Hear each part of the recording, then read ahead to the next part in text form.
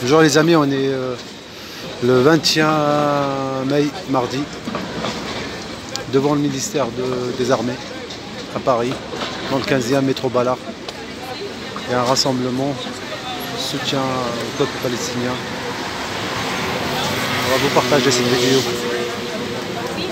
Stop! Stop au génocide! Stop! Stop! Stop au génocide! Stop! Stop! Stop au génocide! Stop! Stop! Stop au génocide! Stop! Stop! Stop au génocide! Stop! Stop! Stop au génocide! Stop! Stop! Stop au génocide! Stop! Stop! Stop au génocide! Stop! Stop! Stop au génocide! Stop! Stop! Stop au génocide! Stop! Stop! Stop au génocide! Stop! Stop! Stop au génocide! Stop! Stop! Stop au génocide! Stop! Stop! Stop au génocide! Stop! Stop au génocide! Stop! Stop! Stop au génocide! Et vive la lutte du peuple palestinien! Et vive la lutte du peuple palestinien! Et vive la lutte du peuple palestinien! Et vive la lutte du peuple palestinien! Et vive la lutte du peuple palestinien! Et vive la lutte du peuple palestinien! Et vive la lutte du peuple palestinien!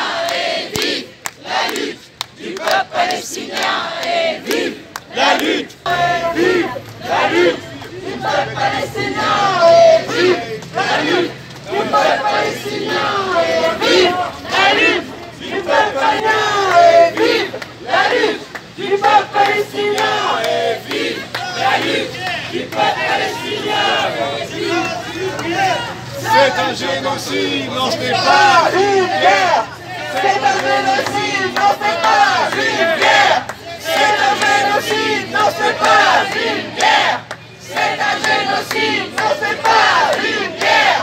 C'est un génocide, non c'est pas une guerre!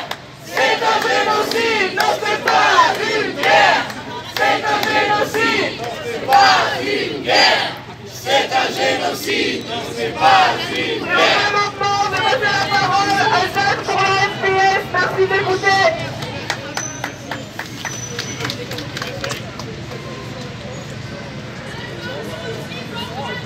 Merci à tous de la part de la FPS que je représente ici. Merci à tous et toutes de nous avoir rejoints cet après-midi dans ce lieu symbolique. Gaza est la ville du mal. Nous transformerons en ruine tous les endroits où le Hamas se déploie et se cache. Je dis à la population de Gaza, sortez de là maintenant. Nous agirons partout et avec toute notre puissance.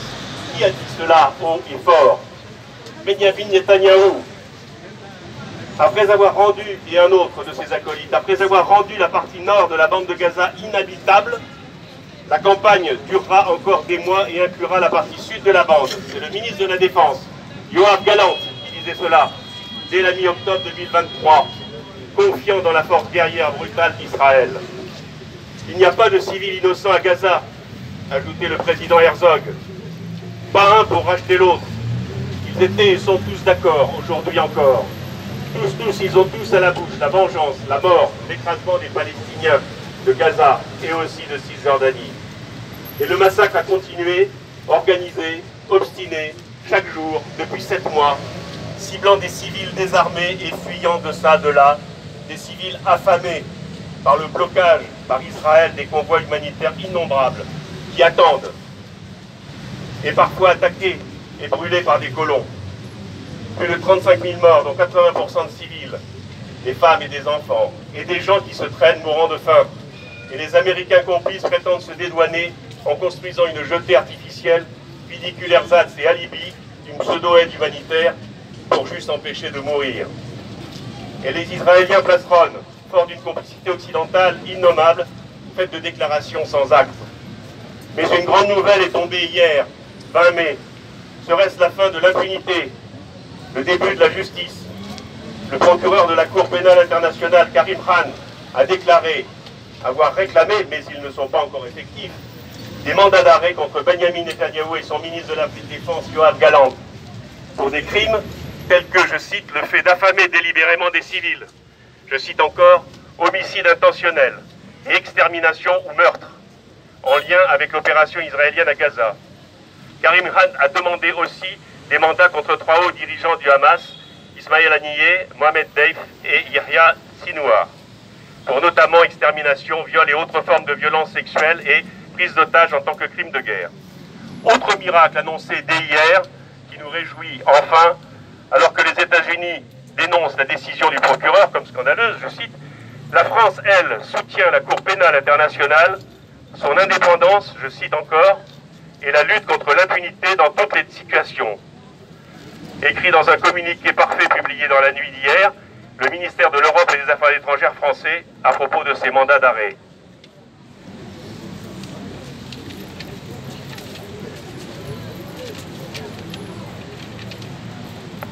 C'est une étape historique visant à faire justice aux victimes d'atrocités en Israël et en Palestine, et qui au fond n'a rien d'étonnant, qui n'établit nullement un parallèle entre Israël et le Hamas, comme feignent de le croire les suppôts d'Israël.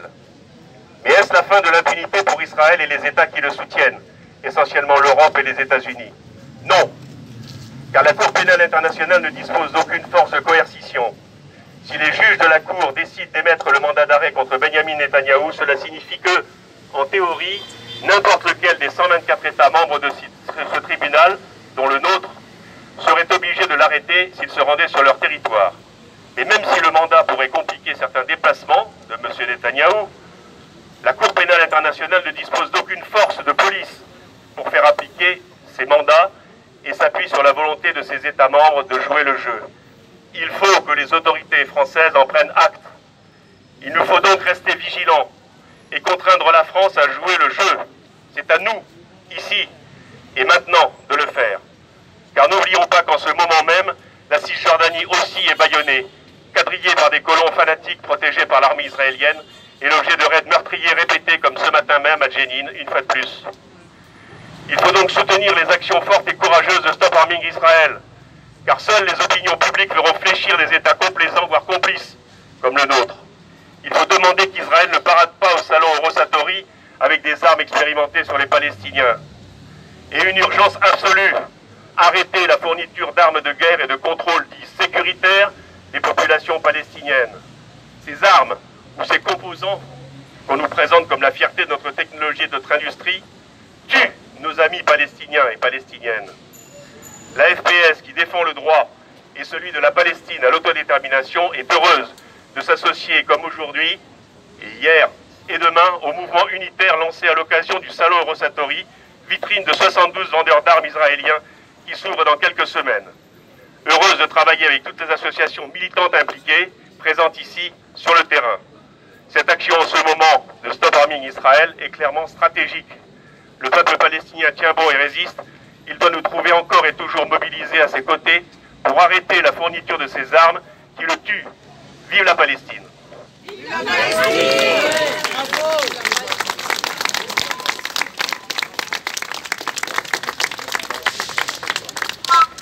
Arrêtez d'armer Israël! Arrêtez! Israël! Arrêtez d'armer Israël! D'armer Israël! Et réprime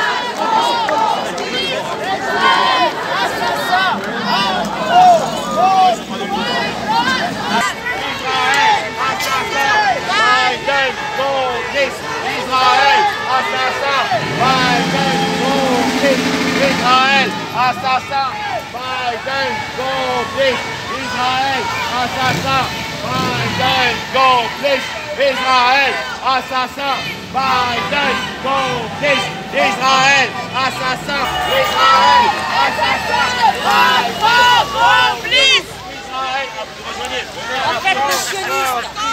Israël, assassin, l'Europe, complice, Israël, assassin, arrêtez l'armée d'Israël, arrêtez l'armée d'Israël, arrêtez l'armée d'Israël, arrêtez l'armée, arrêtez l'armée d'Israël, arrêtez l'armée d'Israël, arrêtez l'armée, arrêtez l'armée d'Israël, arrêtez l'armée d'Israël, arrêtez l'armée d'Israël, arrêtez l'armée d'Israël, arrêtez l'armée d'Israël, arrêtez l'armée d'Israël, arrêtez l'armée d'Israël, arrêtez l'armée d'Israël, arrêtez l'armée d'Israël, arrêtez Satouri, pas en notre nom. Des sanctions politiques et économiques contre Israël pour ces violations répétées du droit international, et ce depuis 76 ans.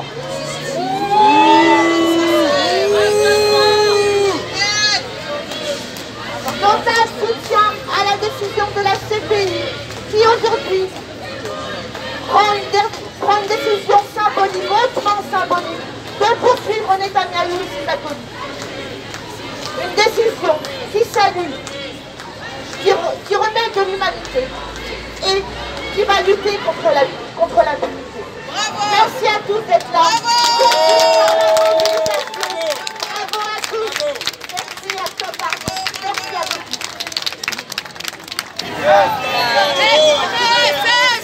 Vous avez vu l'accident là dernièrement du président iranien qui a provoqué l'Iran pour qu'il rentre en guerre avec l'Israël, pour faire intervenir après l'OTAN derrière.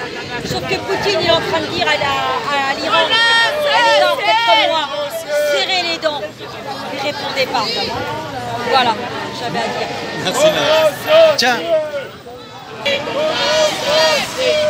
Enfants de Gaza, enfants de Palestine, c'est l'humanité qu'on a cherché.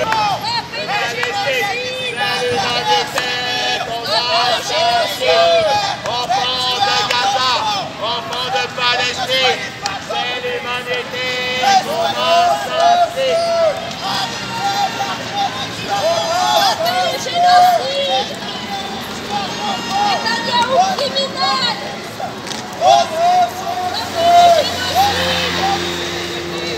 Arrêtez d'armer les génocidaires!